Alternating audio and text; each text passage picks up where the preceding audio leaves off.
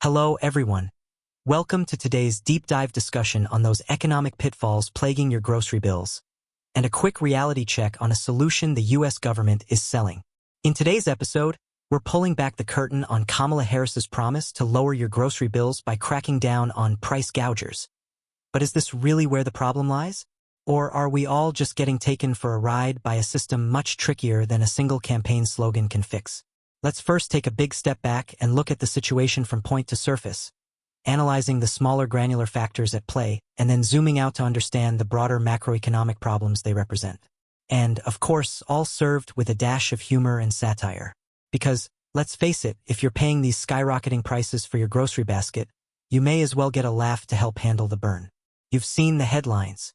You've heard Kamala Harris's recent campaign ads blaring across swing states where she promises to lower food and grocery bills by going after price gougers. The sentiment sounds appealing. After all, who doesn't want lower grocery bills? It's a no-brainer. In fact, almost 71% of likely swing state voters pin at least part of their food price woes on price gouging, per a 2023 Bloomberg News/Morning Consult poll. And get this, it's not just Democrats. 78% of independents and 70% of Republicans also buy into this narrative. Let's pause here. People are understandably frustrated. Eating is one of life's basic necessities, and yet, over the past few years it feels like every trip to the grocery store involves making a new payment plan just to cover your weekly essentials. The Bureau of Labor Statistics, BLS, reported a 26.5% increase in food at home prices from December 2019 through to the end of 2023. Now that's the kind of inflation that bites. But here's the kicker. Despite all this talk about price gouging being the bogeyman for rising food prices, there's very little hard evidence that price gouging has been widespread in the food and grocery sector in recent years. That's right. A major chunk of public anger may be missing the real target entirely. According to Bloomberg intelligence analysts Jennifer Bartashus and Jabril Lawal, the median gross margin for U.S. packaged food companies is actually narrower than pre-pandemic levels. Meanwhile, for food producers, it's still the old supply chain and structural factors wreaking havoc. So, if price gouging isn't the real problem, what is? Now, if you want to rifle through someone's wallet, it's not always going to be a guy in a mask. The masked villain here is perhaps the more invisible beast: inflation, which Harris may find herself woefully underarmed to combat effectively. Nothing palatable happens in the grocery aisle without first considering the ripple effects of the pandemic-induced shockwaves. This includes 1. Global supply chain snarls. As the pandemic throttled movement, global logistics struggled to keep up. Ships sat idle. Ports closed. What does that mean for your tomatoes? They came from farther away and took longer to get there, both of which grew the price tag. 2. Labor market tensions. Whether it was truck drivers who suddenly needed higher wages or factory workers out sick, the supply of labor also dwindled. Fewer workers in the food supply chain led to bottlenecks and shortages. 3. Commodity price surges. Agricultural commodities have seen their ups and downs, and everything from grains to sugar became more expensive during the turbulent pandemic years. CFRA research pointed this out, noting the Producer Price Index, PPI, for finished consumer foods escalated in 2021 at similar rates to past inflation surges, showing that much of this upward price pressure has to do with manufacturers' increased costs, not corporate greed. But the plot thickens. What we're confronting is a con artist's illusion. It's called shrinkflation. This is where manufacturers quietly reduce product sizes while keeping the prices the same. A bag of chips may have historically weighed 12 ounces, but blink, and now it's 10 ounces for the same price. Less bang for your buck, but hey, at least the price hasn't been raised. Right? It's a clever sleight of hand, one corporations like to use when direct price hikes would otherwise face public pushback. What Harris is offering, a price gouging ban, focuses on isolated moments of crisis, such as hurricanes or pandemics, when unethical sellers exploit the panic. But such measures miss the fact that price gouging isn't necessarily driving systemic inflation right now. Yes, price spikes during extreme crises deserve attention, but is that what's happening daily in your supermarket? The numbers tend to argue against that. Let us pour a big bucket of reality over the heads of the angry public screaming about price gouging.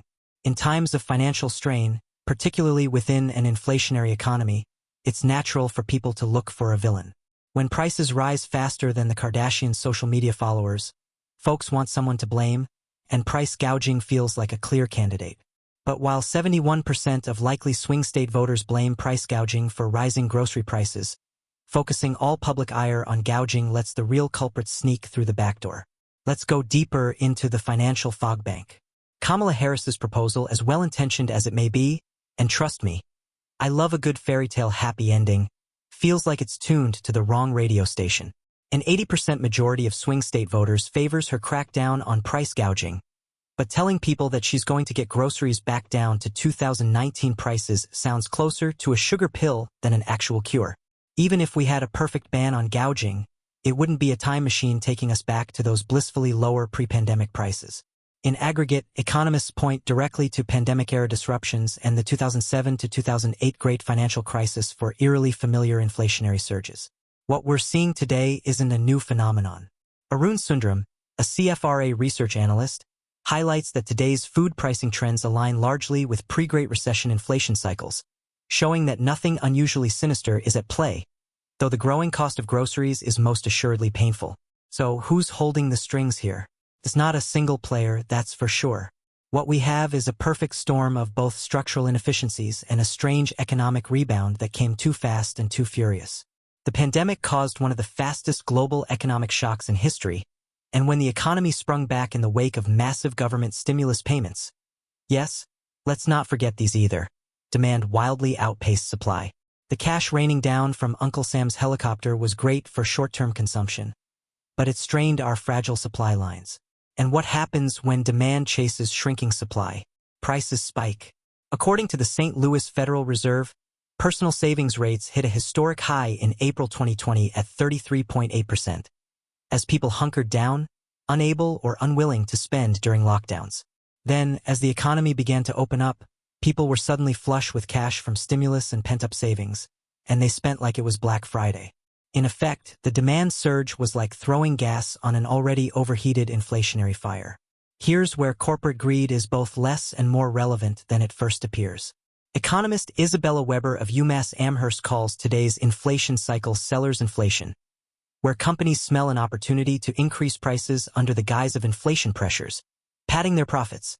You see, sometimes these companies aren't suffering quite as much as they like people to think. In specific cases, price fixing, a more clear-cut form of manipulation, has cropped up, particularly in industries like meat and poultry, where companies' anti-competitiveness raises a few eyebrows. From chicken to beef, lawsuits have outed players that artificially kept prices higher. These, however, represent the exception, not the overall grocery inflation story. Now, if we lift the hood on corporate profits, how much of this narrative really stands up? Let's take a look at the numbers side by side with the economy's broader performance.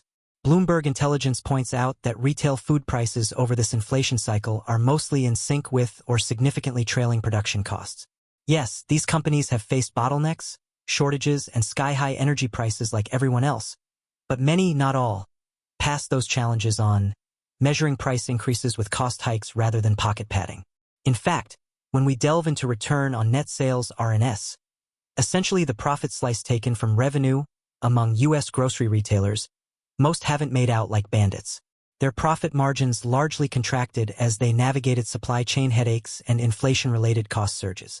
For instance, according to CFRA research, many large packaged food brands saw their net profit margins decline post-pandemic, especially when the cost spikes began in early 2021. A study from Statista shows some grocery chains in the U.S. cutting their profit margins to 2 to 3% during 2022 to 2023, barely a cushion as inflation pressures accrued. Contrary to the rampant price gouging narrative, not every grocer is squeezing consumers for every penny. Where the tension truly lies is in the balance struck between supply chain costs, operational disruptions, and competitive pressure among retailers. If the true villains of this inflationary cycle are more infrastructural or market-related, then hitting price gouging with a blunt policy instrument won't provide the sweeping relief many are hoping for. This leads us to some fundamental questions about corporate behavior in times of crisis. Take the example of price-fixing lawsuits targeting the chicken, beef, and turkey industries. Companies in these sectors were accused of colluding to artificially control the supply of meat products, pushing prices higher for consumers and pocketing substantial profits. These cases, as noted by Lindsay Owens from the Groundwork Collaborative, give insight into how certain industries wield their market power in uncompetitive ways. However, these price-fixing incidents represent a small fraction of the broader inflationary pressures in the food economy. Moreover, consolidations within industries, where a handful of massive players dominate a market, have compounded these issues. Take the meatpacking industry, where just 4 companies control over 80% of the beef market, for example. These are structural problems, deeply rooted in economies of scale and market concentration, where competition is suppressed not by opportunistic behavior during short-term crises, but by long-term corporate strategies of acquisition and domination. Tackling this issue would require a far more robust competition policy, something Harris's plan touches on but doesn't fully explore. Harris's proposal to fight price gouging is part of a wider political strategy to focus on costs of living, which resonates deeply with voters. Consistently, polls show that grocery store prices are one of the primary pain points for voters deciding on economic policy. In fact, in the Bloomberg/Morning Consult survey, no economic factor ranked higher than the cost of everyday goods when it came to voter priorities. It's a smart play politically but falls short economically. Part of the problem with federal anti-gouging laws is their inherently reactive nature. They kick into gear when an emergency is declared, such as a national disaster or pandemic. However, price hikes in these contexts are temporary aberrations, driven by hyperlocalized supply and demand imbalances. Once the emergency is over, prices tend to stabilize. The Federal Price Gouging Prevention Act, theoretically part of Harris's platform, seeks to punish those companies that jack up prices on essential goods in times of crisis. But applying this logic to everyday inflation, where the causes are deep-seated and mostly systemic, is akin to giving someone Tylenol for a chronic health condition. It treats a symptom, not the underlying disease. Similarly, at the state level, price gouging protections are already in place during emergencies, as evidenced by the surge of lawsuits filed against retailers in states like Florida and North Carolina following Hurricane Milton and Hurricane Helene. Events where retailers were accused of hiking prices on essentials like water, fuel, and even food. However, as many of these cases either got dismissed or settled out of court, it became clear that the laws were only effective if the public's perception of overpricing matched what courts could validate as economically unjustified. What economists agree on almost universally is that price controls or banning price gouging during periods of systemic inflation often backfires, creating new problems. For instance, following wage and price controls implemented by governments in past decades, shortages of goods were not uncommon. A classic post-crisis example is Venezuela's price control measures, which led to mass shortages of basic goods, as companies simply stopped producing at a loss, unable to operate under the government-imposed price caps. In the U.S., corporate balance sheets tell a more nuanced story. While some sectors may temporarily enjoy better margins during inflationary cycles, most businesses are running with tight margins and little room to expand profits without passing rising production costs on to consumers. Rather than focusing solely on price, other variables like production bottlenecks, labor shortages, and energy prices all play their parts. And once again, shrinkflation has allowed companies to lessen the blow to profits without directly hiking prices. A relief for them, though consumers still end up losing value in terms of quantity. Now let's talk about the elephant in the room: corporate concentration in the grocery and food sectors. The U.S. food industry is dominated by a small number of powerful corporations. Consider the fact that 4 companies produce 60% of grain-based products and that household names like Tyson, JBS, and Smithfield control a significant portion of the meat market. This industry consolidation means that these giants can exercise pricing power more easily, especially when there are supply shocks. But before you get your pitchforks, let's not forget that large corporations benefit from economies of scale and establish vast, efficient supply chains that smaller competitors struggle to match. This is why large companies often have resilience during periods of crisis, even when smaller players fall by the wayside. Nevertheless, this kind of market dominance reduces the amount of real competition, which would naturally tend to reduce prices for consumers if more players were actively competing and innovating. In recent years, there's been growing recognition that the government's weak enforcement of antitrust laws has entrenched monopolistic practices in several industries, including food production. This insight ties hand in hand with Harris's broader economic pitch, which puts an emphasis on promoting competition. While breaking up major monopolies or encouraging more competition in food production sounds nice in principle, significant and effective antitrust actions in the U.S. are few and far between historically. Okay, so it's all broken, right? we're doomed to expensive groceries forever? Not necessarily, but restoring balance to the grocery market, without causing new issues like shortages or collapsing supply chains, requires more than just swing state-friendly policies about price gouging. If Kamala Harris or any politician hoping to tackle inflation wants lasting solutions, they need to dig deeper into the root causes of rising prices. 1. Improved supply chain resilience. Global supply chains are still fragile. Better infrastructure, expanded workforce participation in logistics, and investment into domestic production, instead of relying heavily on overseas suppliers, will help bring stability to future pricing. 2. Structural food industry reform. Tackling corporate consolidation in the food industry may not be as exciting in a campaign ad as price gouging, but it would create more competition and, by extension, reduce long-term price pressures. Encouraging smaller producers and diversifying food sources could prevent dominant corporations from playing such an outsized role in pricing decisions. 3. Technological innovations. The future solution to expensive agriculture may lie in breakthroughs like vertical farming, improved genetically engineered crops, and better production technologies, which could make farming less labor and resource-intensive, thus reducing upstream costs that get passed to consumers. 4. Energy price stabilization. High energy prices, particularly in areas where food needs to be transported long distances, are a significant contributor to grocery inflation.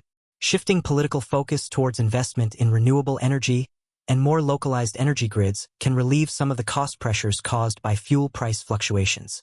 5. Smarter inflation management. Elected officials must realize that inflation cycles are often too complex for knee-jerk price controls or bans to have meaningful long-term impacts. Sound monetary and fiscal policy, reflective of real market conditions and balanced budgets, does more to relieve inflationary pressures than focusing solely on price gouging. Let's face it, Harris's approach to tackle price gouging may sound good on a campaign trail, but it's shorthand for a more complicated issue. Whether it's supply chain hiccups, labor shortages, pandemic aftershocks, or industry consolidation, food inflation grows from much deeper roots than a few bad actors raising prices in emergencies. Remember, there's no magic cure for inflation.